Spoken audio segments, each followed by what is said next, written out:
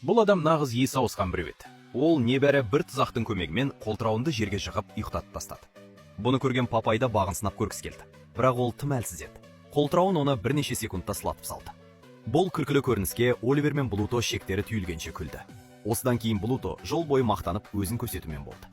Ал Оливер оның әрбір сөзіне сенді. Тіпті жабайы аңмен бетпе-бет келсе де, ол өзін өте сабырлы ұстады. Кенет Блутоның артынан қатты айқай шықты. Сөйтсе Оливерге екі қабылан шабуыл жасап жатыр екен. Осындай қиын сәтте Блуто тайқып шығып қаша жөнелді.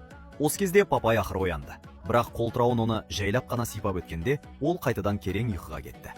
Бұл уақытта Оливер әлі де жанұшыра арпалысып жатқан еді. Блуто оны тастап кетпеген болып шықты. Ол қауіпсіздік үшін сауыт киіп келуге кетіпті. Ал Папай болса, бір күні өзінің қорлы өмірін сақтап қалады деп ешқашан ойламаған еді. Бір банка шпинат ішкен Папай заматта керемет күшті болып шыға келді. Ол бір ғана соққымен қолтырауынды мәңгілік ұйқыға жіберді.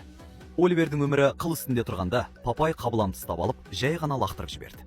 Келесі сәтте қабылан домалап бара жатқан ойын сүйектеріне айналып кетті. Оливер Папайдың ерлігіне қуанып, қолпаштап жатты. Бірақ көзді ашып жұмғанша, оны піл алып қашты. Піл Оливерді келемеждеп, түрлі айлалар жасап ойнай бастады. Сол сәтте Блуто аңшы мылтығын суырып алды. Бірақ Папай дер кезінде пайда болды. Ол мылтықты тез арада майыстырып жіберіп, оқты Блутоның өзіне қарай бағыттап атты.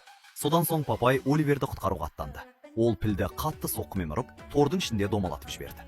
Ең қызығы, Папай пілді шармен ойнағандай ойнатты. Оливер Папайға өмірін сақтап қалған үшін алғыс айтып жатқанда, Блуто жасырын түрде хайуанаттар бағындағы барлық аңдарды босатып жіберді. Дегенмен Папай сасқан жоқ. Ол жай ғана үлкен темір торды әкеліп, оны ашып қойды. Келесі секундта қашып кеткен аңдардың бәрі торға қайта жиналды. Содан кейін ол торды қашып бара жатқан Блутоға қарай лақтырып жіберді. Ал хайуанаттар бағы бір сәтте ойын-сауық паркіне айналып шыға келді.